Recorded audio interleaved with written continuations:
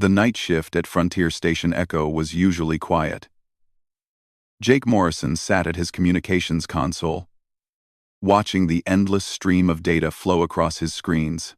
Outside the reinforced windows, space stretched in every direction, filled with distant stars that looked like tiny diamonds scattered across black cloth. Jake was 28 years old and had been working at the station for 2 years. Most people considered him just another communications specialist. Nothing special about him, but Jake had a hobby that set him apart from others. He loved studying alien languages. While other crew members spent their free time watching movies or playing games, Jake would lose himself in recordings of alien transmissions, trying to understand how different species communicated. He took a sip of his coffee and leaned back in his chair. The station hummed quietly around him. Frontier Station Echo sat on the edge of human-controlled space, serving as an early warning system for Earth and its colonies. If anything dangerous came from deep space, this station would be the first to know. Jake noticed something odd on his screen. There were patterns in the subspace frequencies, small ripples that most people would dismiss as cosmic noise. But Jake had spent hundreds of hours listening to alien communications. These patterns looked different. They had structure, like mathematics hidden in static. He sat up straight and began recording the signals. His fingers moved quickly across the keyboard as he tried to isolate the patterns. The more he analyzed them, the more certain he became. This was not random noise. This was communication. Jake reached for his headset and opened a channel to Commander Lisa Hoffman. She was in her quarters, probably getting ready for bed. "Commander, this is Morrison in communications. I think you need to see something." There was a pause. Then Lisa's voice came through, alert despite the late hour. "What is it, Morrison?" "I'm picking up unusual patterns in subspace. They look like coordinated transmissions. Multiple sources, all moving in formation." "I'm on my way," Lisa said immediately. Within 5 minutes, Commander Hoffman arrived at the communications station. She was 42 years old, with short black hair and the confident manner of someone who had spent 20 years in Earth's military. She looked at Jake's screens with sharp eyes. "Show me," she said. Jake pointed to the patterns he had isolated. "These signals are coming from multiple sources, at least 50 different transmission points. They're all moving together, heading in our direction." Lisa studied the data carefully. "Could it be a merchant convoy?" "No, ma'am. The formation is too precise, and the transmission patterns are military grade. I think it's a fleet." Lisa's expression became serious. She tapped her communicator. "All senior staff report to the command center immediately. This is not a drill." The command center filled quickly. Brandon Cole, the chief tactical officer, arrived first. He was a tall man with red hair and a permanent frown. Katie Wells, the lead scientist, came next. She was young and brilliant, always asking questions about everything. Greg Phillips, the security chief, arrived last, still adjusting his uniform. Lisa stood at the main display and gestured to Jake. "Morrison, explain what you found." Jake brought up his data on the main screen.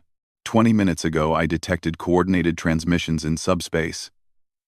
I've been tracking them since then. The sources are getting closer and they're moving fast." Brandon crossed his arms. "How many sources are we talking about?" Jake hesitated, then answered. "At least 200, sir. Maybe more. They'll be in sensor range within an hour." The room became silent. Katie spoke first. 200 ships? That's not a fleet. That's an armada." Lisa ordered a full sensor sweep. The station's powerful sensors reached out into deep space, searching for whatever was coming toward them. The crew waited anxiously as the data came back. When the results appeared on screen, everyone stared in shock. The sensors showed an enormous fleet emerging from jump space. The ships were massive, far larger than anything humanity had built.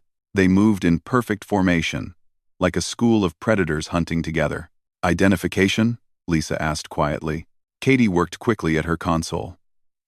"Computer is matching the ship designs against known species." "Got it. They're Valkyrian."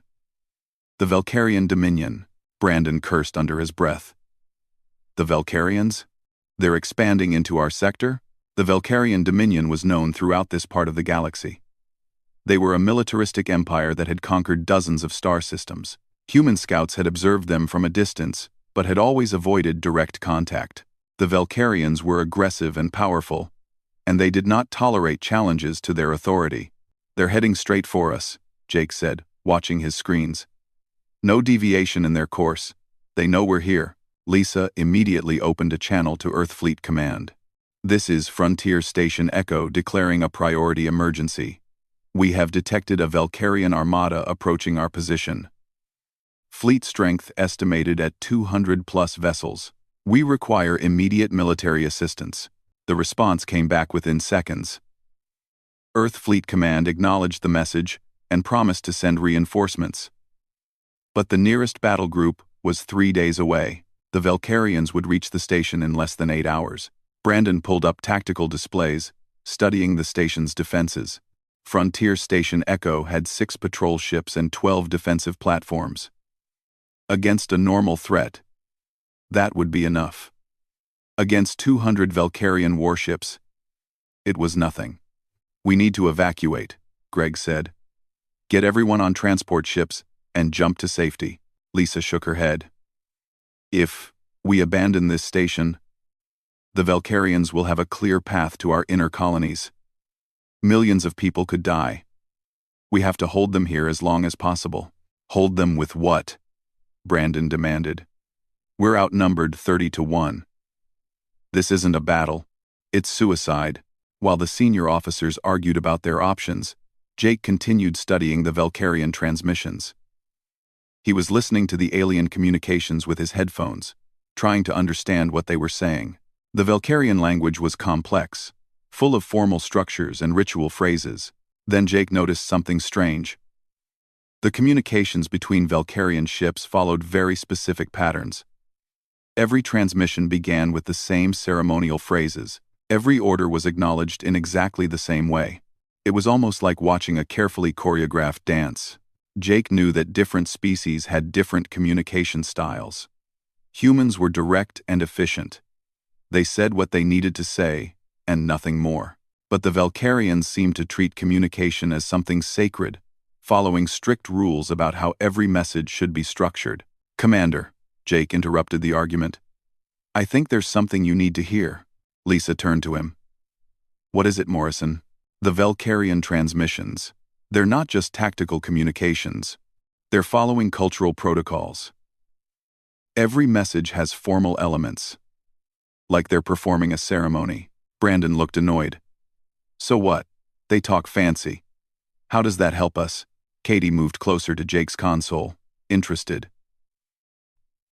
"What kind of protocols? Can you be more specific?"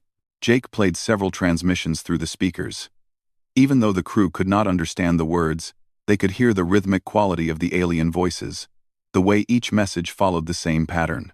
"Valkyrian culture places huge importance on honor and ritual," Jake explained.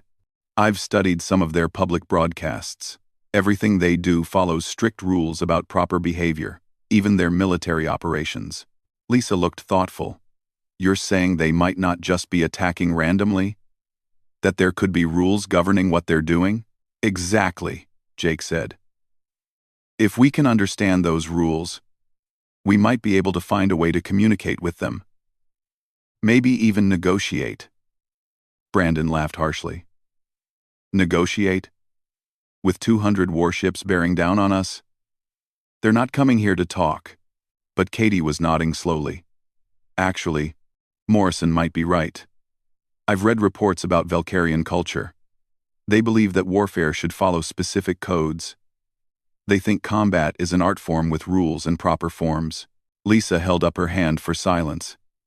She looked at Jake carefully. "Morrison, do you really think you can understand what they're saying? Their intentions?" Jake worked through the night with Katie beside him. The communications console filled with alien voices speaking in patterns that most humans would find meaningless. But Jake had trained himself to hear structure in chaos, to find meaning where others saw only noise. Katie brought him another cup of coffee. "How's it going?" she asked. "Slowly," Jake admitted. "The Valkyrian language is built on layers. Every sentence has surface meaning and deeper meaning. It's like they're always speaking in poetry. Katie sat down at the console next to his. What have you learned so far? Jake pulled up his notes. The Valkyrians aren't just talking about tactics and formations. They're referencing historical battles, quoting ancient texts, following ceremonial speech patterns. It's like they're conducting a religious ritual instead of preparing for war. That matches what we know about their culture, Katie said. They view warfare as a sacred practice. To them, fighting is how they demonstrate virtue and honor. Jake played another transmission. The alien voice spoke in deep, resonant tones that rose and fell with musical quality. This is their fleet admiral. His name is Zarketh. He's the one commanding the entire armada. What's he saying? That's the interesting part. Jake leaned forward. He's not giving orders like a human commander would. He's invoking something called the rectification of honor. He keeps mentioning a sacred space that was violated by ignorant outsiders. 18B. Katie's eyes widened. Violated? We violated their sacred space? Jake nodded slowly. 3 months ago, one of our patrol ships traveled through a region of space, about 50 light-years from here. According to these transmissions, that region is a Valkyrian memorial site. It marks the location of an ancient battle where their ancestors fought. To them, flying through it without permission is like walking through a cemetery and kicking over graves. But we didn't know, Katie protested.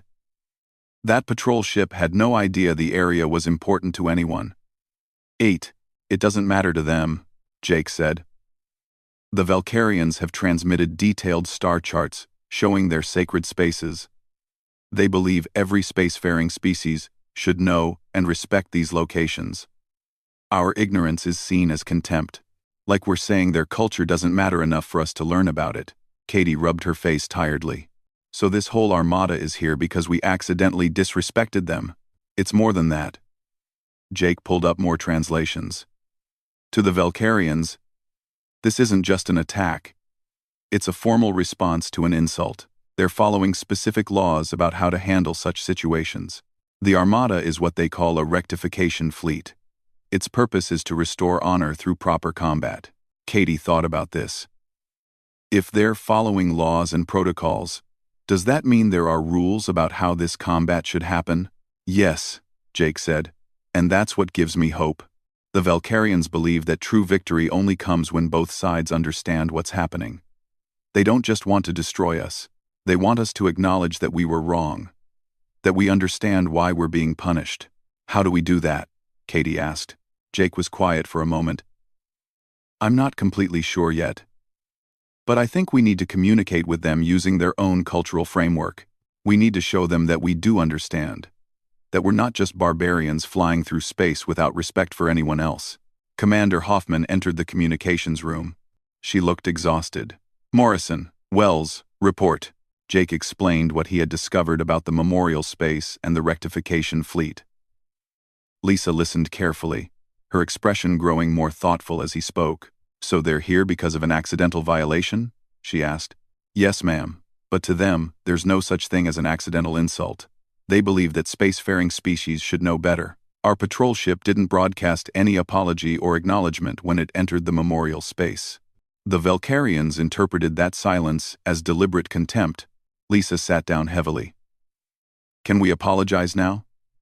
Explain it was an accident? I don't think it's that simple, Katie said. From what Morrison has translated, the Valkyrians have specific protocols for addressing this kind of situation. We can't just say sorry and expect them to leave. Jake nodded in agreement. Their laws require formal acknowledgement and restitution. But here's the thing. I think there might be a way to communicate with them that doesn't involve fighting. If we can show them that we truly understand their culture, that we respect their traditions, they might be willing to accept something other than destruction. Brandon Cole entered the room, looking angry. Commander, I need to speak with you about defensive preparations. Go ahead, Cole, Lisa said. Our defensive platforms are ready and our patrol ships are armed, but I need to know what our strategy is. Are we going to fight these aliens, Or are we going to sit here listening to Morrison talk about their culture? Jake felt his face grow hot with embarrassment. Brandon had made no secret of his opinion that Jake's research was a waste of time. Lisa stood up. Right now, we're doing both. Morrison is trying to find a diplomatic solution while you prepare for combat. That's how we maximize our chances of survival. Diplomatic solution, Brandon repeated sarcastically.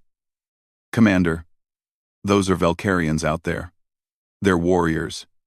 They respect strength, not diplomatic talk. If we show weakness by trying to negotiate, they'll crush us even faster. Morrison isn't showing weakness, Katie said defensively. He's showing intelligence. There's a difference. Brandon ignored her. Commander, we have 4 hours until they reach weapons range. I need every person focused on defense, not wasting time with translation programs. Morrison's work is not a waste of time, Lisa said firmly. His analysis might save thousands of lives. You focus on military preparations. Let him focus on this. Morrison's work. And a 5. Of Letta says. Of you not to guard. Of you not this is our. Of you not this is our. Click this 17. Brandon left, clearly unhappy. Jake felt the weight of responsibility growing heavier. What if he was wrong? What if the Valkyrians really were just coming to destroy them and all his cultural analysis was pointless? Katie seemed to sense his doubt. Don't listen to Cole. Your instincts have been right so far. Keep going. Don't listen. Jake returned to his work with renewed determination. He spent the next 2 hours diving deeper into Valkyrian transmissions. The more he learned, the more complex the picture became. Valkyrian culture was built on concepts that humans barely understood: honor, duty, recognition, proper form. These weren't just words to them. They were the foundation of their entire society. Then Jake found something important. Hidden in one of Zarketh's transmissions was a reference to an ancient Valkyrian law called the Voice of Understanding. According to this law, any individual could challenge the premise of a military action if they could demonstrate superior knowledge of Valkyrian tradition and culture. Jake called Katie over excitedly. Look at this. The Voice of Understanding. It's a legal provision that allows someone to question whether a battle is necessary. Katie read through Jake's translation. Has this ever been used by another species? I don't think so, Jake admitted. From what I can tell, it's almost never invoked even by Valkyrians themselves. It requires the challenger to have deep understanding of their laws and speak in perfect formal Valkyrian. Can you do that? Katie asked. Jake hesitated. Maybe. I've been studying their language for years as a hobby. But this would require me to speak at a level most Valkyrians spend decades learning. One mistake and I could make things worse. Commander Hoffman had been listening. Worse than 200 warships destroying this station? Jake had to admit she had a point. Lisa made her decision. Try it, Morrison. Contact the Valkyrians. Use whatever protocols you think are appropriate. But do it in the next hour. After that, we're in weapons range, and our options disappear. Jake felt his heart pounding. This was really happening. He was going to attempt contact with an alien armada using laws and customs he had only learned from intercepted transmissions. If he failed, he might doom everyone on the station. Katie squeezed his shoulder. You can do this. I believe in you. Jake opened a broadcast channel to the Valkyrian fleet. He would use their own language, follow their formal protocols, and hope that his understanding was good enough. His hands shook slightly as he began composing the message. He started with the traditional greeting used between military forces. Then he acknowledged the violation of the memorial space, using the proper terms for such transgressions. He explained that humanity was new to this region of space and had no knowledge of the sacred site. He used the Valkyrian concept of void blindness, a traditional idea that travelers in unknown space could not be expected to know local customs. Finally, Jake invoked the Voice of Understanding. He requested an audience with Fleet Admiral Zarketh to discuss whether the rectification fleet's purpose could be satisfied through means other than combat. Jake broadcast the message toward the approaching armada. Then he waited. his mouth dry and his heart racing. Katie stood beside him, watching the communications console anxiously. Commander Hoffman paced nearby, her hands clasped behind her back. Minutes passed with no response. The Valkyrian fleet continued its steady approach toward the station. Brandon Cole's voice came over the intercom, updating defensive positions. Greg Phillips reported that all non-essential personnel had been evacuated to transport ships. Then the console lit up with an incoming transmission. Jake's hands trembled as he opened the channel. The response was in Valkyrian formal speech, dense with ceremonial language. Jake worked quickly to translate it. His face fell as he read the words. Katie saw his expression and asked, "What is it?" "What did they say?" Jake swallowed hard. "They acknowledged receiving my message, but they're rejecting it. Fleet Admiral Zarketh says that human attempts at proper protocol are clumsy and insulting. He says, our ignorance proves we're not worthy of dialogue. The fleet will continue its approach and will engage us in combat." The room became silent. Lisa closed her eyes briefly, then opened them with determination. "Then we fight. Morrison, you tried. No one can blame you for that." But Jake was still staring at his screen, reading the Valkyrian response over and over. Something about it felt wrong. The rejection was phrased in very specific language, using formal structures that seemed excessive even for Valkyrian customs. "Wait," Jake said suddenly. "Commander, I don't think this is actually a rejection." Brandon's voice came over the intercom, skeptical. "They said no, Morrison." "How is that not a rejection?"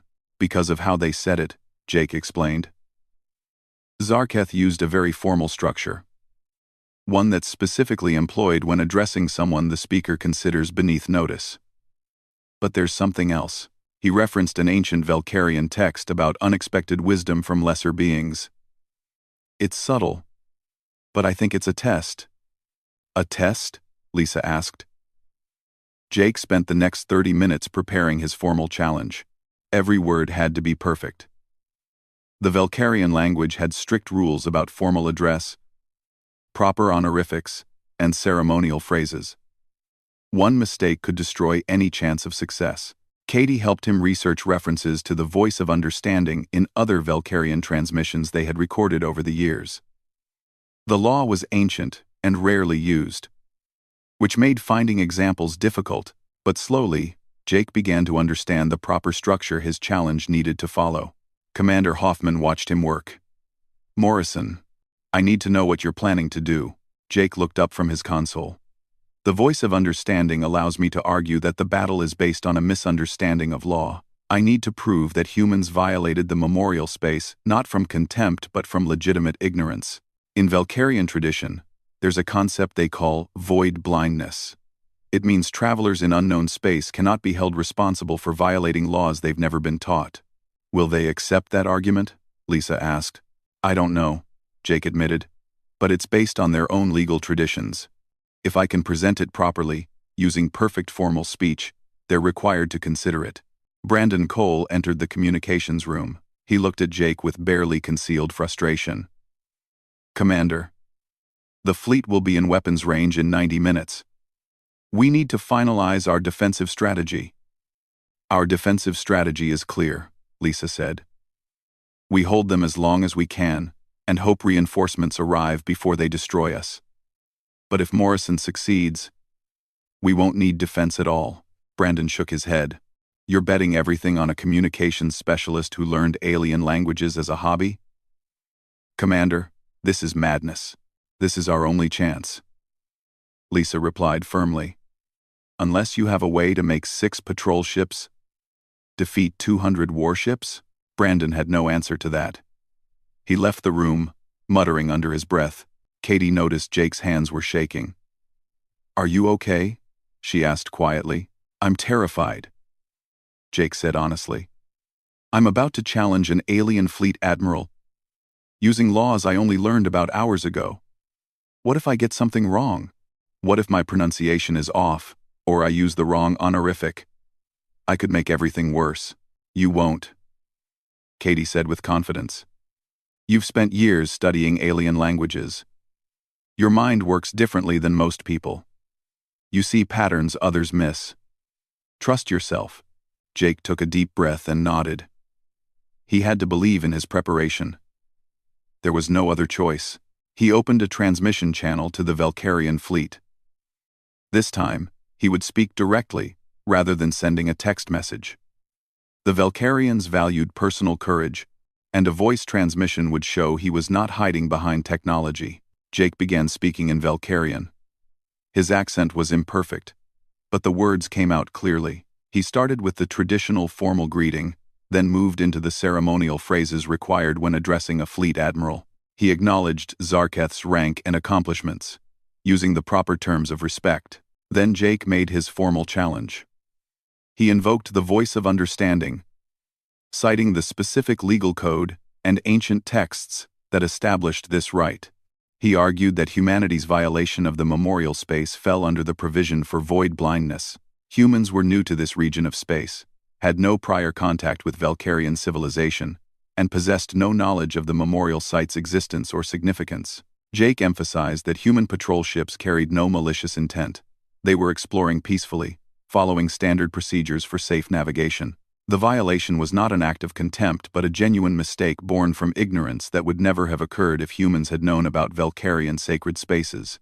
He concluded by requesting a formal examination under the voice of understanding law. If Fleet Admiral Zarketh would grant him audience, Jake would present a full case for why the rectification fleet's mission could be satisfied through peaceful means rather than combat.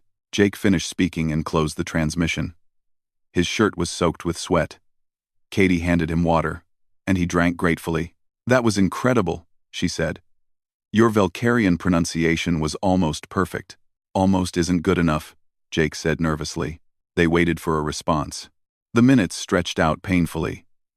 On the tactical displays, the Valkyrian Armada continued its approach. Ships began spreading into attack formations, a clear sign they were preparing for combat. Brandon's voice came over the intercom. "All defensive stations, prepare to engage. Weapons range in 45 minutes. Jake stared at his console, willing the Valkyrians to respond. Had his challenge failed?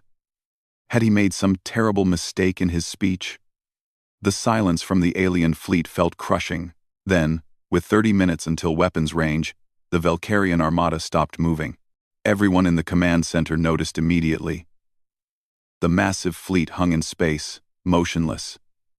Jake's console lit up with an incoming transmission. His hands shook as he opened it. The voice that spoke was deep and powerful. Fleet Admiral Zarketh was addressing them directly.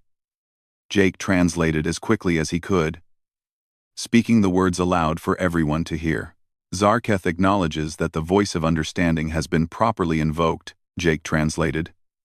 "He says the challenge was presented with correct formal structure and appropriate respect. Therefore, he is required by Valkyrian law to consider it." Lisa moved closer. "What else is he saying?" Jake continued translating.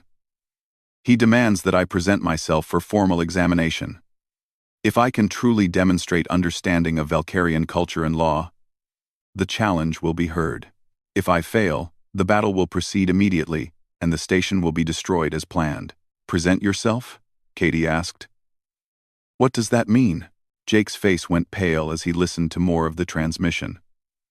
"It means I have to go to their flagship. Alone. I'll face examination by Zarketh and his council. They'll test my knowledge of Valkyrian culture and tradition. If I pass their test, they'll consider my argument about void blindness." Brandon was listening from the intercom. "It's a trap, Commander. They'll take Morrison and then attack us anyway." But Lisa was thinking carefully. "Morrison, what's your assessment? Would the Valkyrians break their own laws like that?" Jake considered the question seriously. Everything he had learned about Valkyrian culture suggested they valued honor above all else. Breaking formal protocols would be deeply shameful to them, but he was also betting his life on that assessment. "I don't think they would betray the voice of understanding," Jake said slowly. "Their entire civilization is built on following proper codes of behavior. Violating their own sacred laws would be worse than losing a battle. Lisa looked at Jake with respect. You understand you might not come back from their ship? Yes, ma'am. And you're willing to go anyway? Jake thought about the thousands of people on Frontier Station Echo. He thought about the colonies beyond that would be vulnerable if the station fell. He thought about all the lives that depended on whether he had the courage to face this challenge. Yes, Commander. I'm willing to go. Katie grabbed Jake's arm. No. This is insane. We can't send you alone to an alien warship. We don't have another choice, Jake said gently. I'm the only one who speaks Valkyrian well enough to pass their examination.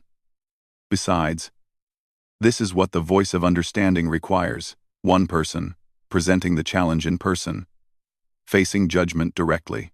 Lisa made her decision. Prepare a shuttle, Morrison. You have 15 minutes. The next few minutes passed in a blur. Jake put on a clean uniform and gathered what little he might need.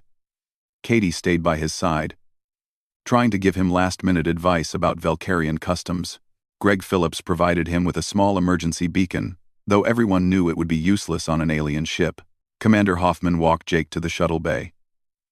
Morrison, I want you to know something. Whether this works or not, what you're doing is incredibly brave. You're giving us a chance when we had none. That matters. Thank you, Commander, Jake said. Lisa offered her hand and Jake shook it. Then he climbed into the small shuttle and sealed the hatch. The bay doors opened, revealing the vast darkness of space beyond. In the distance, the Valkyrian Armada waited like a swarm of metal predators. Jake launched the shuttle and began flying toward the alien fleet. His hands gripped the controls tightly. Katie's voice came through his communicator. I'm tracking your position, Jake. I'll stay on this channel as long as possible. You're not completely alone. Thanks, Katie, Jake said, grateful for her presence. The Valkyrian flagship grew larger as he approached. It was enormous. Easily 10 times the size of Frontier Station Echo. The ship's hull was covered with markings and symbols that Jake recognized from his studies as battle honors and campaign records. This vessel had fought in dozens of wars across countless star systems. A tractor beam locked onto Jake's shuttle and guided it toward a docking port. Jake's heart pounded as his small ship was pulled into the alien vessel. The docking bay was huge and filled with other Valkyrian craft. Armed warriors in elaborate armor watched his arrival. The shuttle settled onto a landing platform and Jake sat motionless for a moment, gathering his courage. This was it. He was about to step onto an alien warship, surrounded by beings who had come here to destroy his home. Everything depended on his understanding of their culture and his ability to communicate in their language. Jake opened the shuttle hatch and stepped out. The atmosphere was breathable but felt heavy somehow, as if the air itself carried weight. 6 Valkyrian warriors approached him. They were tall, easily 7 feet, with powerful builds and faces that looked both fierce and noble. One of them spoke in Valkyrian. Jake understood the words. Follow us. Fleet Admiral Zarketh will examine you now. Jake walked between the warriors, trying to appear calm despite his fear. The corridors of the Valkyrian flagship were unlike anything human. Everything was designed vertically, with high ceilings and multiple levels visible above. The architecture seemed meant to constantly remind inhabitants of hierarchy and rank. They passed other Valkyrians who stopped to watch Jake pass. Their expressions were difficult to read, but Jake sensed curiosity mixed with something else. Perhaps respect for his courage, or perhaps contempt for his foolishness. Katie's voice crackled in his ear through the communicator. Jake, are you okay? Your signal is getting weaker. I'm fine, Jake whispered. They're taking me to Zarketh now. Remember everything we talked about. Trust your instincts. You understand their culture better than anyone. The warriors led Jake to a massive chamber with a high curved ceiling. At the far end, seated on an elevated platform, was Fleet Admiral Zarketh. The Valkyrian leader was older than the warriors, his face marked with scars that looked ceremonial rather than from combat. He wore armor decorated with so many honors that it gleamed under the lights. Zarketh spoke, and his voice filled the chamber. Jake understood every word. Human called Jake Morrison. Jake stood alone in the vast chamber, while dozens of Valkyrian officers watched from elevated platforms around the room.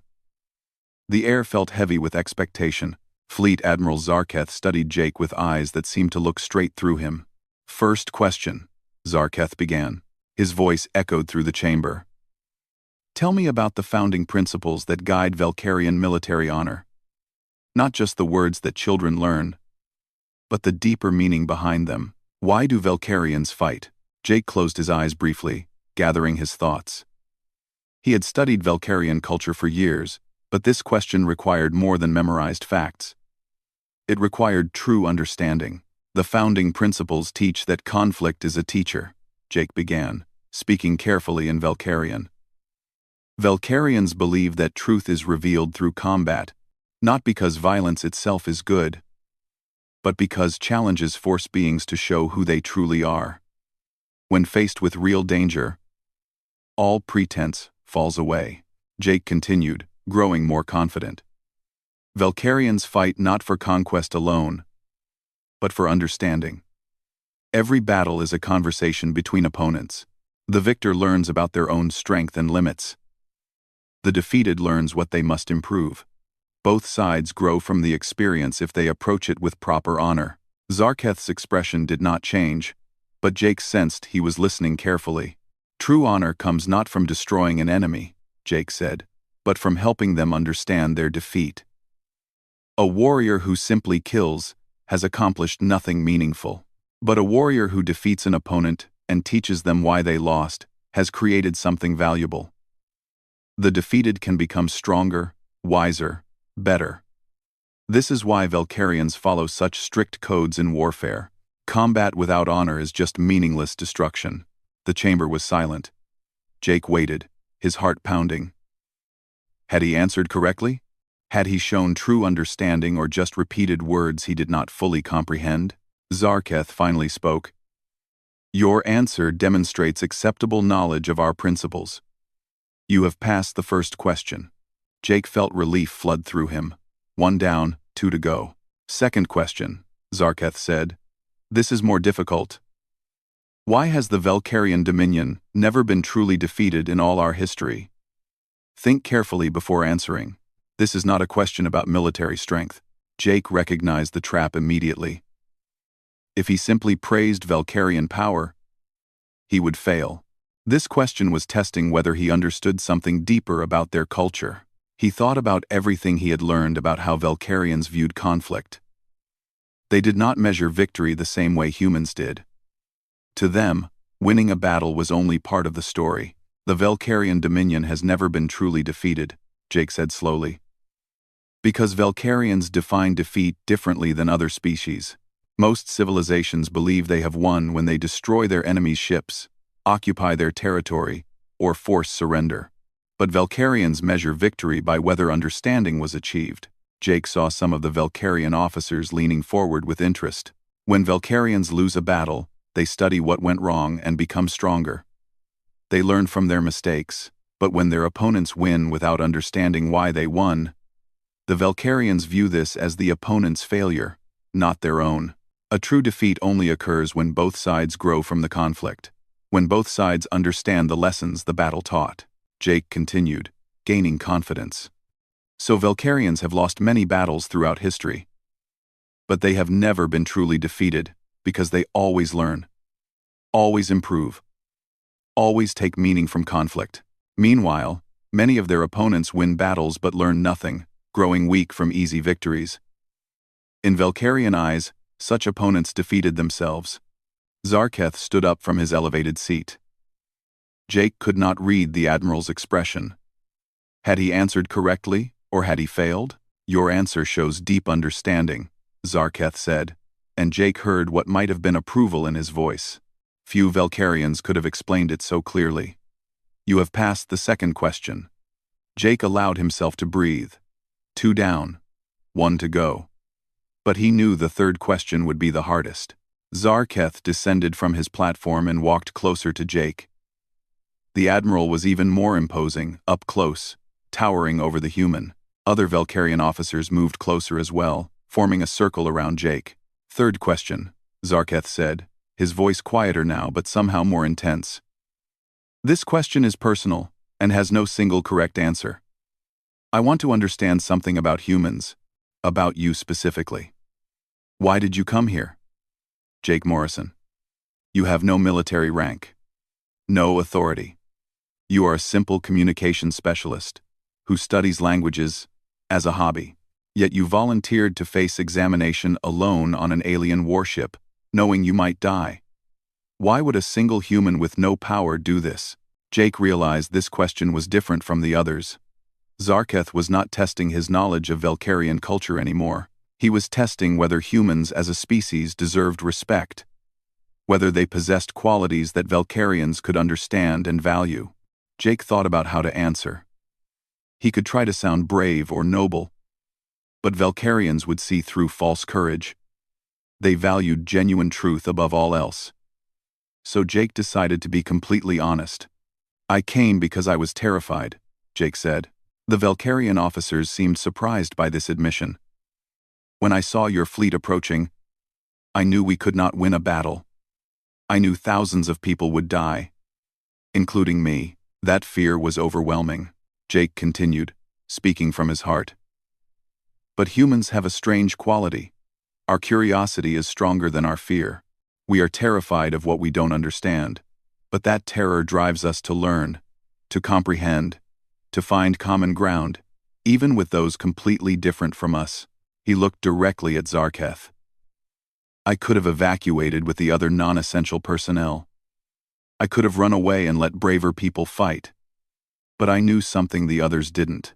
I knew that this conflict came from misunderstanding, not from genuine malice on either side. And I couldn't stop thinking that if someone just tried to bridge that gap, maybe all those deaths could be prevented. Jake spread his hands. I have no military training. I can't pilot a warship or command soldiers. The only skill I have is understanding languages, learning about other cultures. For once in my life, my strange hobby was exactly what was needed. How could I not try? How could I let thousands die when I might be able to prevent it? The chamber was completely silent. Jake continued, his voice growing stronger. You asked why I came here. I came because humans believe that understanding is worth risking everything for. We make countless mistakes. We're clumsy and ignorant about so much, but we always try to learn. We always try to understand. And when we're wrong, we want to know why so we can do better. Jake finished. I came here because talking to you, learning about your culture, understanding your perspective, that matters more to me than my own safety. If I die here today but humanity learns something valuable from my death, then it's worth it. That's what humans are. We're the species that cannot stop asking questions, cannot stop trying to understand, even when it's dangerous. Zarketh stared at Jake for a long moment. The other Valkyrian officers watched their admiral, waiting to see how he would respond. Jake had spoken from his heart, but he had no idea whether his answer was what Zarketh wanted to hear. Finally, Zarketh spoke. You have passed all 3 questions. More than that, you have demonstrated something I did not expect from humans. You possess individual honor. The admiral turned to address the other officers. This human came alone to face judgment by an enemy fleet. He showed courage without arrogance, honesty without weakness, and genuine desire to understand our culture. These are qualities Valkyrians respect above all others. Zarketh looked back at Jake.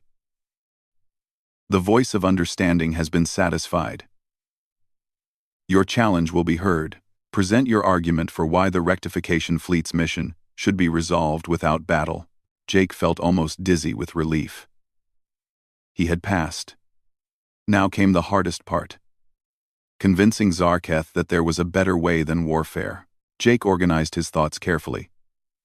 Fleet Admiral, I argue that humanity's violation of your memorial space falls under the provision of void blindness. Humans were new to this region of space.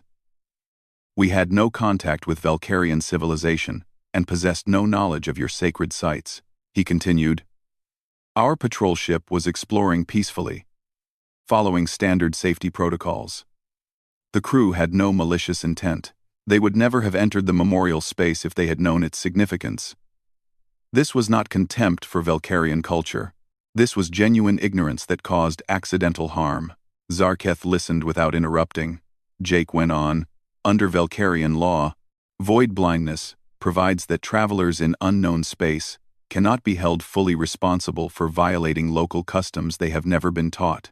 The law recognizes that it is impossible to follow rules you don't know exist. However, Jake added quickly, I am not asking you to simply forgive and forget.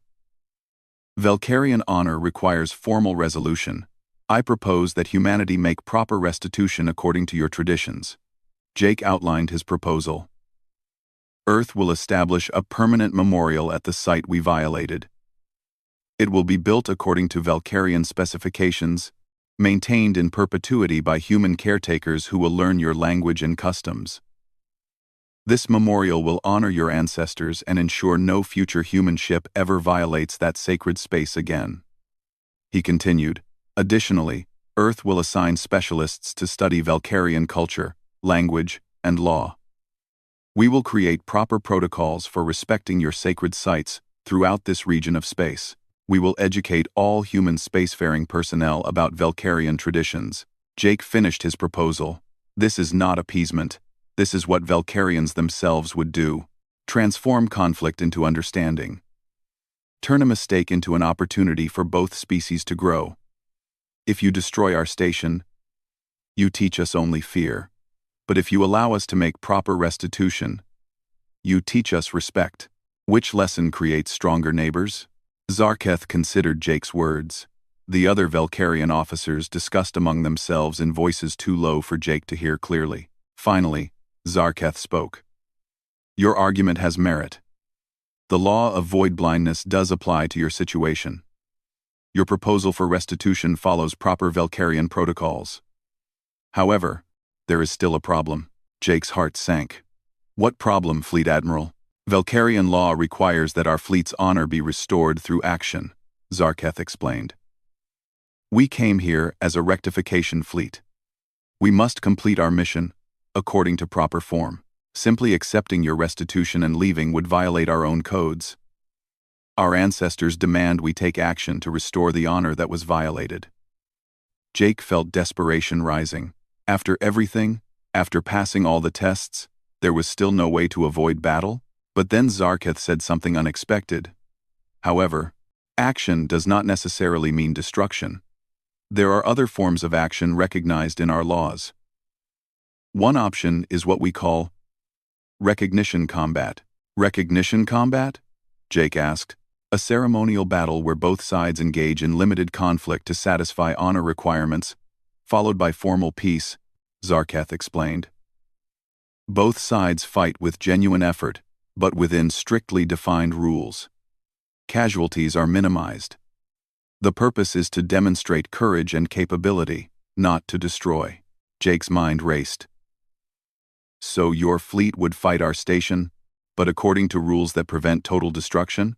Precisely, Zarketh said. If your commander agrees to this, we will engage in recognition combat for exactly 1 hour. Both sides will fight within defined parameters. When the time expires, combat ends, and formal peace is established. Your restitution proposal will be accepted, and Velkarian honor will be satisfied through having tested human courage in actual battle. It was still dangerous, but infinitely better than the total destruction that had been coming. Jake had to convince Commander Hoffman to accept these terms, and he had to trust that Velkarians would follow their own rules exactly. I will present your offer to my commander, Jake said formally in Velkarian. Zarketh nodded. You have 1 hour to decide. Use this communication device to contact your station. I will await your commander's response. A Velkarian officer handed Jake a small device. Jake activated it, and Katie's voice immediately came through, full of relief. Jake, you're alive. What's happening? Jake explained everything as quickly as he could. Katie relayed the information to Commander Hoffman. Jake could hear debate in the background as the human officers discussed whether to trust the Velkarians.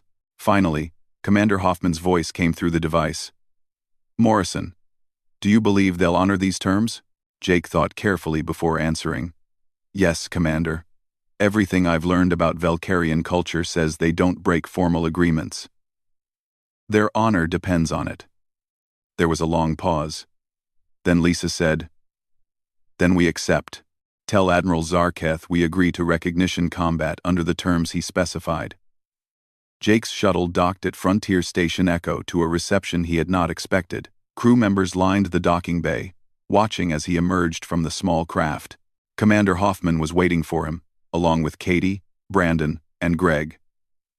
For a moment, there was silence. Then Katie ran forward and hugged Jake tightly. "You did it," she whispered. "You actually did it." Commander Hoffman approached with her hand extended. Jake shook it, still feeling slightly dazed from everything that had happened. "Morrison, what you accomplished out there was extraordinary. You gave us a chance when we had none." Even Brandon looked at Jake with new respect, though the tactical officer's face remained serious. "Morrison, I need to understand these recognition combat rules. We have less than 2 hours to prepare, and I need to know exactly what we're agreeing to." Jake and Brandon hurried to the command center, where Jake explained every detail of the agreement.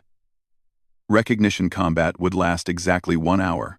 The Valkyrian fleet would send a single battle group of 20 ships to engage the station's defenses. Both sides would focus fire on shields and non-critical systems, avoiding weapons designed to cause maximum destruction. "The purpose is to demonstrate courage and capability," Jake explained. "The Valkyrians need to see that humans can fight with honor. But they don't actually want to destroy us anymore. This is ceremonial, but we still have to fight with real effort." Brandon studied tactical displays, his mind already working through strategies. "So we need to show we're worthy opponents without getting killed." "I can work with that." Katie was coordinating with Jake to ensure both sides understood the rules identically. The Valkyrians transmitted detailed protocols about targeting restrictions, prohibited weapons, and communication procedures. Everything had to be followed precisely. "What happens if someone makes a mistake?" Greg asked. "If a ship accidentally fires on a critical system, then the agreement is void, and full warfare resumes," Jake said seriously. "That's why both sides need to be extremely careful. One error could destroy everything we've accomplished." Commander Hoffman called all station personnel to battle stations. She explained the situation over the station-wide intercom. Crew members who had been preparing to evacuate or die fighting now learned they would engage in a ceremonial battle with strict rules. The mood shifted from despair to cautious hope mixed with tension. The 2 hours passed quickly. Brandon positioned the station's 6 patrol ships in defensive formations. The defensive platforms were programmed with targeting restrictions to ensure they would not accidentally hit prohibited areas. Every weapons officer received clear instructions about what they could and could not fire at. Jake worked with Katie to establish direct communication lines with the Valkyrian battle group. They would need constant coordination to ensure both sides followed the rules exactly. One misunderstanding could trigger disaster. Finally, the time came. The Valkyrian Armada shifted formation, and a battle group of 20 warships separated from the main fleet. They were still massive vessels that dwarfed the human ships. But 20 was far better than 200. Zarketh's voice came through the communication channel, speaking in Valkyrian. Jake translated for the command center. "Recognition combat begins now. Honor to worthy opponents. Return fire within protocols," Commander Hoffman ordered. The battle began in a way unlike any combat humans had experienced before. The Valkyrian ships advanced in precise formation, firing on the station's shields with weapons calibrated to avoid critical damage. The human defenders responded, targeting Valkyrian shield systems and non-essential hull sections. It was strange and tense. Everyone was fighting for real, but within boundaries that prevented actual destruction. Brandon noticed something as he watched the engagement. "They're testing us. Look at their formations. They're trying different approaches to see how we respond." Jake realized Brandon was right. This is another examination. They want to see how humans fight under pressure. Our tactics. Our adaptability. Our discipline under stress. Brandon adjusted the defensive formations to show tactical creativity. The patrol ships used unpredictable movements, working together in ways that showcased human coordination and quick thinking. The Valkyrians noticed and adjusted their own approach, seeming pleased with the opposition. Katie monitored the communication channels, ensuring both sides maintained contact and understood each other's actions. When a Valkyrian ship's targeting system drifted slightly toward a prohibited area, she immediately alerted them and they corrected. When a human patrol ship's shields dropped too low, the Valkyrians eased their fire to prevent accidental destruction. It was cooperation disguised as combat, both sides working to satisfy honor requirements while preventing actual tragedy. The hour felt both endless and impossibly short. Frontier Station Echo's shields took heavy damage, flickering but holding. Several patrol ships sustained damage to non-critical systems. On the Valkyrian side, their shields absorbed most of the human weapons fire, but several ships showed surface damage where human missiles had struck true.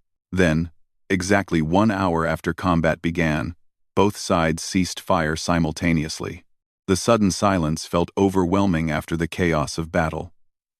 The Valkyrian battle group held position, while the station's defenders waited tensely. Zarketh's voice came through the channel again. Jake translated, his voice shaking slightly with emotion. Recognition combat is complete. Both sides have demonstrated honor and courage. The Valkyrian Dominion acknowledges that humans are worthy opponents who fight with discipline and respect. The Admiral continued, the violation of our memorial space is forgiven under the law of void blindness. Humanity's offer of restitution is accepted. The rectification fleet's mission is complete.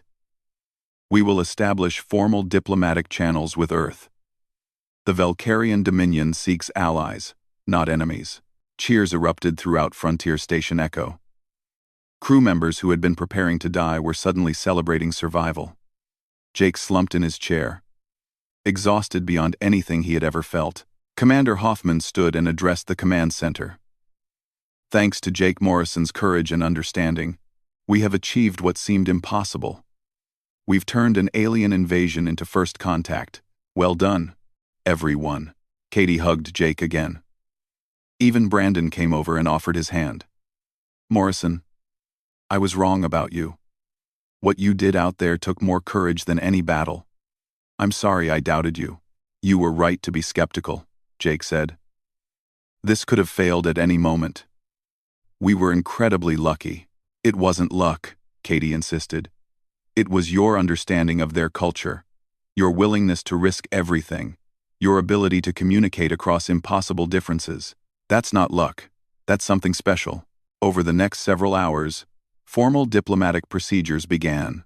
The Valkyrian Armada remained in the area while their diplomatic corps contacted Earth's government. The story of what happened at Frontier Station Echo spread quickly through human space.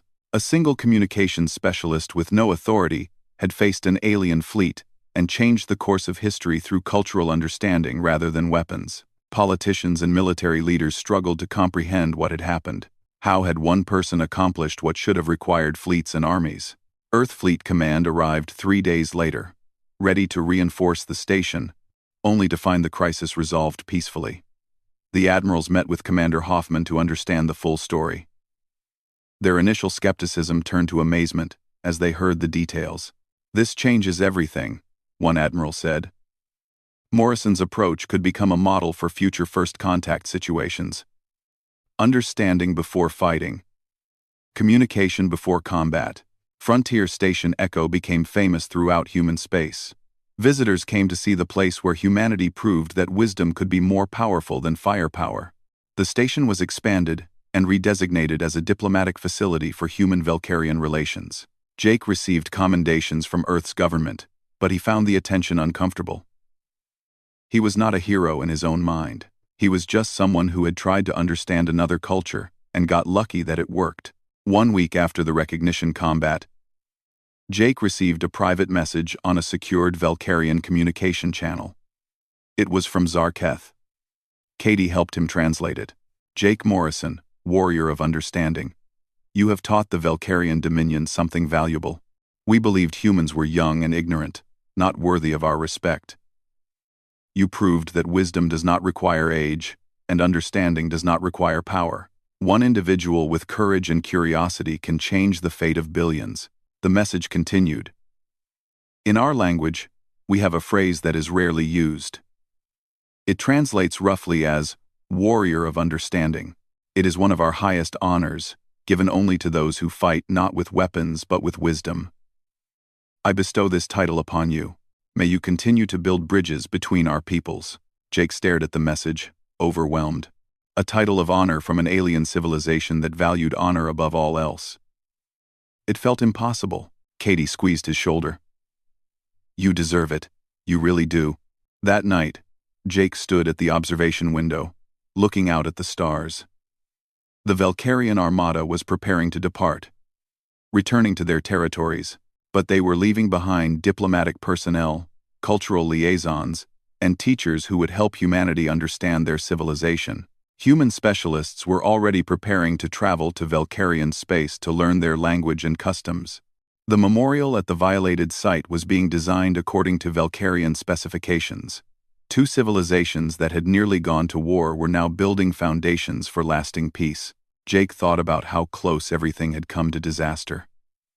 If he had not noticed those patterns in the transmissions, if he had not spent years studying alien languages as a hobby, if Commander Hoffman had not trusted him, if Zarketh had not been willing to consider the voice of understanding. So many tiny chances that could have gone wrong, but they had not gone wrong. Against all odds, understanding had prevailed over violence. Communication had triumphed over combat. And Jake realized that maybe humanity's greatest strength was not military might or advanced technology. Maybe it was simply the relentless human curiosity that drove people to understand what they feared, to find common ground with those completely different from themselves. Brandon joined Jake at the observation window. The tactical officer looked thoughtful. "I've been thinking about what happened here. I spent my whole career preparing to fight aliens if we ever met them. Training for combat, studying weapons, learning tactics. But you spent your career trying to understand aliens. And when it mattered, your approach saved more lives than any weapon could have." "Argand, both approaches have value," Jake said. "We needed defensive preparations too. If you had not been ready to fight if necessary, the Valkyrians might not have taken us seriously. But I think the galaxy might be less dangerous than we feared. If we approach other species with curiosity instead of assumptions, we might find more friends than enemies." Greg approached them with news. "Earth's government wants to create a new division focused on alien cultural studies. They're asking if you'd be interested in heading it, Morrison. Use your experience here to train others in xenocultural communication." Jake was surprised. A week ago, he had been just another communications specialist. Now, Earth's government wanted him to lead an entire division? "I'll think about it," Jake said. But he already knew his answer would be yes. There was so much to learn about the galaxy, so many species to understand, so many potential conflicts that could be resolved through communication instead of combat. Katie found them at the window. "Jake, you should see this. The Valkyrian Armada is sending a farewell message." They returned to the command center where the main screen showed the Valkyrian fleet. The massive warships had arranged themselves into a specific formation. Jake recognized it from his studies. It was a traditional Valkyrian honor salute, used only for allies they deeply respected. Zarketh's voice came through one final time. "Humans of Frontier Station Echo, you have earned the respect of the Valkyrian Dominion. We came as enemies, but leave as friends. May our peoples grow together in understanding and strength. Jake Morrison, warrior of understanding, we will remember your courage forever." The Valkyrian Armada engaged their jump drives and vanished into the depths of space, leaving behind a galaxy forever changed. Commander Hoffman stood beside Jake. "Morrison, what you did here will be studied for generations. You proved that one person with courage and wisdom can change the course of history. That's a powerful lesson." Jake thought about the journey from that quiet night shift when he first detected unusual patterns, to this moment where two civilizations stood on the edge of lasting friendship. It had seemed impossible, but impossible things happened when people were willing to try, willing to understand, willing to believe that communication could bridge any gap. "I just did what felt right," Jake said quietly. "I couldn't let thousands of people die when there might be another way." That's what makes you remarkable," Lisa replied. You saw another way when everyone else saw only battle. You had courage when others had only fear. You built a bridge when others could only imagine walls. As Jake stood in the command center of Frontier Station Echo, surrounded by friends and colleagues who had survived against all odds, he realized something profound. Humanity was taking its first real steps into a larger galactic community, not through conquest or displays of power, but through the simple act of trying to understand those different from themselves. The galaxy was vast and filled with species humans had never met. Some would be friendly, some hostile, some incomprehensible. But Jake now knew that humanity had something valuable to offer. Not just advanced technology or military strength, but genuine curiosity, adaptability, and the relentless human drive to find common ground, even with those who seemed completely alien. One communications specialist with a hobby had proven that understanding could be more powerful than any weapon. That wisdom could triumph where force would fail. That a single individual willing to risk everything for peace could change the fate of billions. Jake looked at the stars through the observation window and smiled. This was just the beginning. Humanity had passed its first real test as a spacefaring civilization. They had shown that they could learn, adapt, and grow. The future was full of possibilities, and somewhere in the vast darkness of space, the Valkyrian Dominion was spreading word of the humans who fought with honor, and the warrior of understanding who had proven that courage came in many forms. The galaxy would never be quite the same. Jake relayed the acceptance to Zarketh. The Admiral nodded with what might have been satisfaction. Then, it is agreed. Recognition combat will begin in 2 hours. Both sides will prepare according to the protocols I will transmit. Your commander and I will coordinate to ensure the rules are followed precisely. Zarketh gestured to his officers.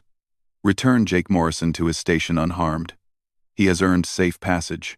As the Valkyrian warriors escorted Jake back to his shuttle, Zarketh spoke one final time. Human, you have done something remarkable today. You changed the course of a battle through understanding rather than weapons. That is a rare gift. The Valkyrian Dominion will remember your courage. Jake boarded his shuttle, his legs shaking with exhaustion and relief. As he flew back toward Frontier Station Echo, he allowed himself to believe that maybe, just maybe, he had saved thousands of lives by simply trying to understand. Ave invoked the voice of understanding. This is a sacred right, rarely granted and never to an outsider species. Do you comprehend what you have done? Jake stepped forward, speaking in Valkyrian. Yes, Fleet Admiral. I have invoked an ancient law that allows challenge to the premise of military action. I understand the responsibility this carries. Then you will face examination, Zarketh said. I will ask 3 questions about Valkyrian culture and law. Each question will grow more difficult. If you answer all correctly, your challenge will be heard. If you fail any question, you will be returned to your station and the battle will proceed. No further mercy will be granted. Do you accept these terms? Jake took a deep breath. Everything came down to this moment. Years of studying alien languages as a hobby, countless hours listening to transmissions, all his curiosity about other species, it all led here. To 3 questions that would determine whether thousands lived or died. I accept, Jake said clearly. Zarketh leaned forward. Then let us begin. Jake nodded, his confidence growing. The Valkyrians aren't rejecting communication. They're testing whether we really understand their culture or if we're just mimicking sounds we don't comprehend. They want to see if we can go deeper. Katie looked at the approaching fleet on the tactical display. How much time do we have? 2 hours until weapons range, Lisa said quietly. Jake turned to face the commander. I need to try again. But this time, I need to invoke the voice of understanding properly. I need to present a formal challenge that demonstrates real knowledge of their culture. And if you fail? Lisa asked. Then we're no worse off than we are now, Jake said. It was a desperate gamble. But looking at the massive alien fleet approaching their tiny station, Jake realized that desperate was all they had left.